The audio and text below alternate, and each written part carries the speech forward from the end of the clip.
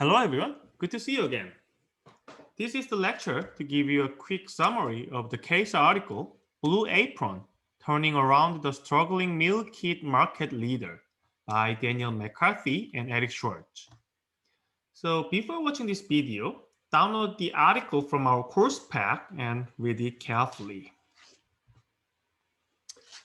Before diving into the case study, let me introduce the meal kit industry.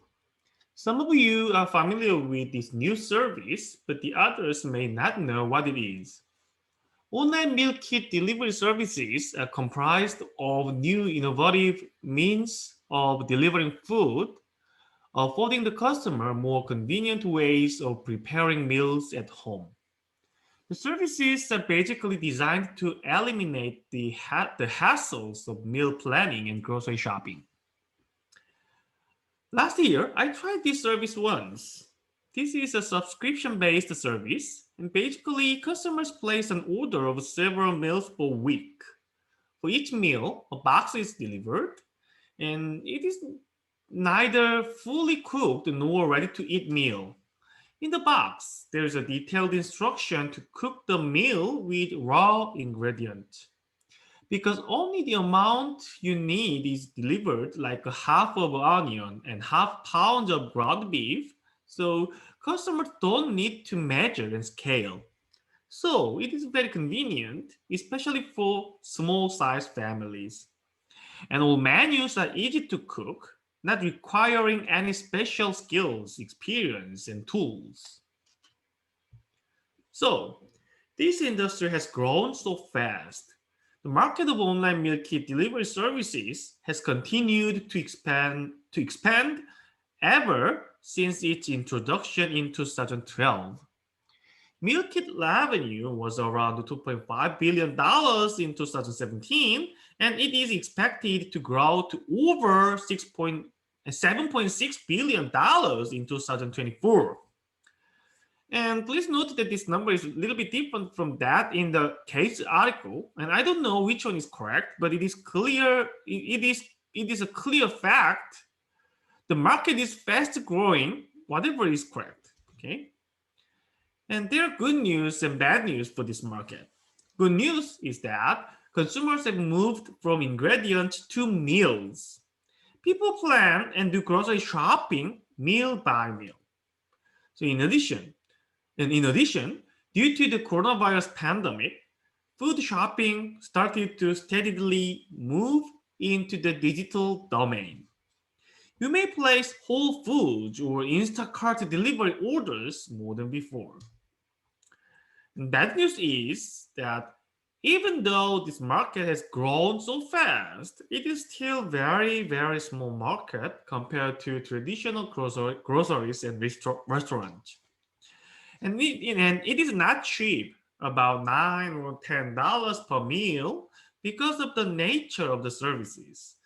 Simply consider, this service needs additional effort for measuring, scaling, packing, and delivery. And also, the market still faces hurdles to be popular. In a recent survey in May 2020, only 13% of high-income people in the United States reported that they planned to increase spending on the services, whereas much smaller portion of low-income people reported to do so. In the industry, there are two key players, HelloFresh and Blue Apron. HelloFresh, which is a German company, is currently the #1 player, and Blue Apron, a United States company, takes the second place.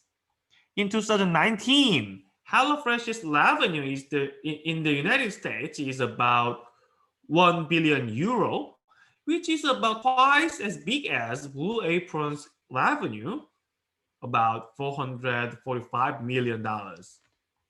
As for price, Blue Apron's price is a little bit higher than HelloFresh's price, but there are lots of deals and promotional coupons, so the actual expense per meal is less than the price.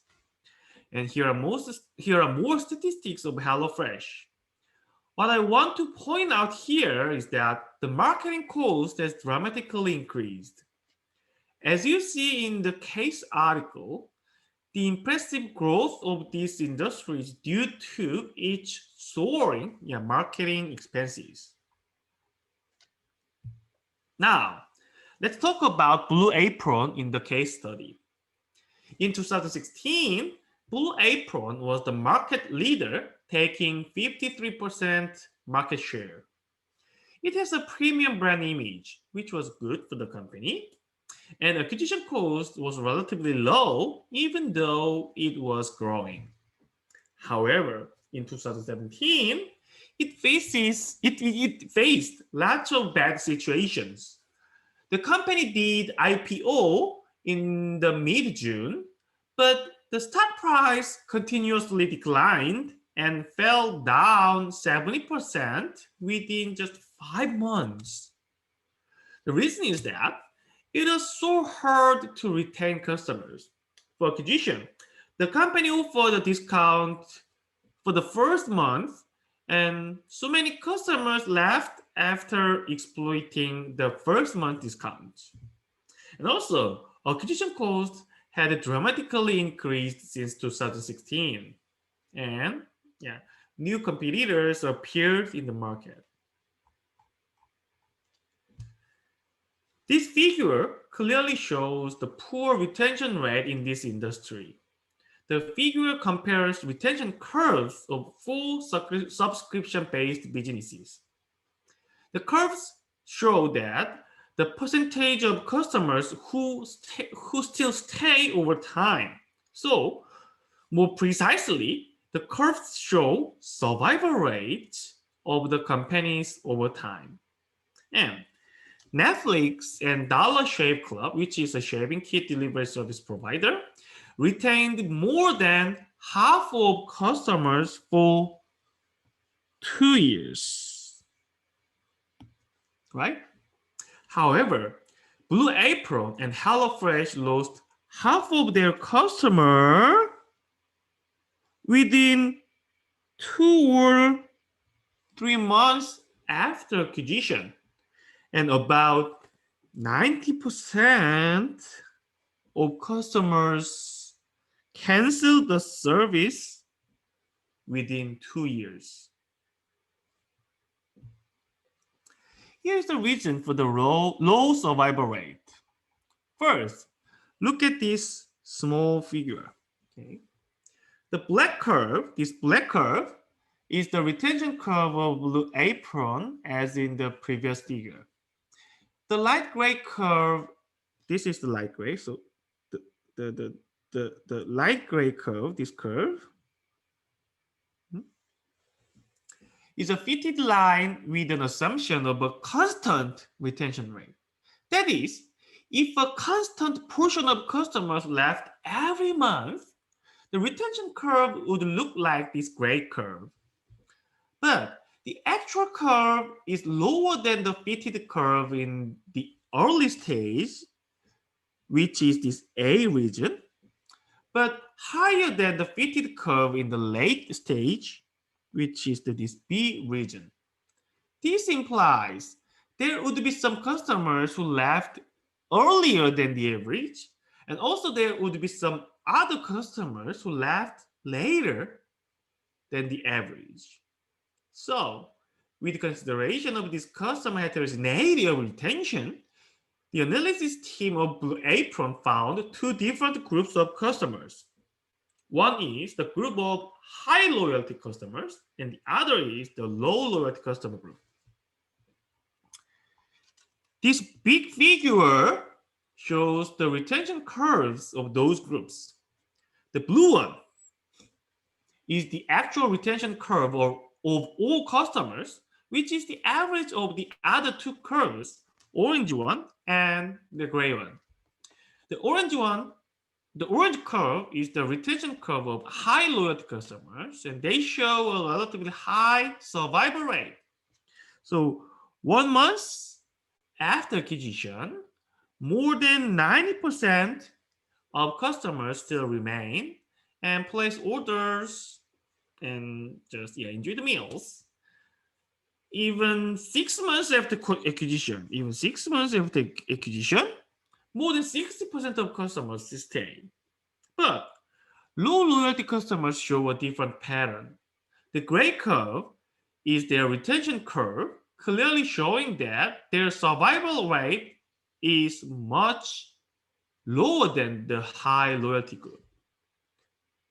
Moreover, it is found that the slope of the gray curve is much steeper, implying that the low loyalty customers churned more quickly than the others. This dragged the curve down in the early months. With additional analysis, the low loyalty customers are highly likely to be customers who quickly left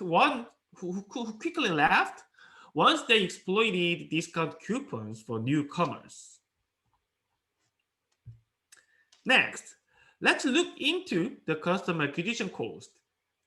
This figure shows monthly marketing spending per newly acquired customer from 2014 to early 2017. At the beginning, it was high but declined so quickly from 105 to 48. And during 2015, it was flat around $60. But since 2016, it has grown to about 1 and 10. This is still lower than the average net present value of expected lifetime profits per customer, which is this red line. So still lower than this. However, in 2017, the acquisition cost became higher than the NPV, implying that as of 2017, losses are expected instead of gains. So far, I've quickly summarized the problems Blue Apron faced in 2017. This clearly is a crisis because those problems all are red signals on sustainability of the business. Then, what is our focus here? Our focus in this case is how to predict the future customer values. That is, how to compute this NPV 133 and $0.6 in this figure. Definitely, the lifetime value concept was used. The case article uses terms which are different from the terms in our textbook and lecture, but the concept is identical. First, the article uses the term CLV, which stands for customer lifetime value. This is exactly the same as LTV, our LTV. Here is the equation of CLV in this article. This is exactly the same as our LTV formula. So, this M denotes the gross contribution in our formula, GC, and this R denotes the retention rate, RO, in our formula, and this WACC is the discount factor, delta, in our formula, and CAC, that is the acquisition cost, which is AC in our formula. Just one difference is that customer heterogeneity in the retention, the customer heterogeneity in the retention was additionally considered. Based on the retention curve fitting, 46% of customers were estimated as high loyalty customers, and the rest of customers were low loyalty customers. The high loyalty customers' average net present value of expected future profits is high, about $267, Whereas the low loyalty customers NPV is very, very low, only $20. Subtracting acquisition cost from the NPV, which was assumed to be $100, so we have $167 of the lifetime value for the high loyalty customers and negative $80 of the lifetime value for the low loyalty customers. And there's one more metric introduced in the article, which is CLV to CAC ratio, CAV to CAC ratio. This is simply given by dividing the lifetime value by the acquisition cost, meaning that the rate of return on customer acquisition. From the numbers, spending money to acquire a high loyalty customer is a good investment. Each return is expected to be 167%. But acquisition of a low loyalty customer is a bad investment, which is a negative 80% return. Due to the low loyalty customers, the overall return is expected to be only 34%. In addition, please note that the acquisition cost is dramatically increasing. The lifetime value matrix in this table is based on $100 of acquisition cost, but 2017, the acquisition cost raised a lot, which makes the business worse off. Facing these bad signals, Blue Apron brought a new CEO. Priority number one is to make the business bounce back. That is, to enhance the lifetime value. One good news is that the lifetime value clearly shows the way from these three aspects. First, acquisition. How to reduce acquisition costs. Second, retention. How to enhance retention cost rate. Third, expansion. How to increase sales from each customer. Why? Let's revisit the slide of properties of lifetime value in our lecture. To enhance the lifetime value, we need more gross contribution from customers, higher retention rate of customers, and lower acquisition cost for the customers. That is, the new management team has to revise expansion strategies for more profits, retention strategies for high retention rate, and acquisition strategies with lower acquisition costs. So far, I've introduced Blue Apron's desperate situation. Then, what are we going to do? The case article gives us useful information of margin, retention rate, acquisition cost, and discount factor.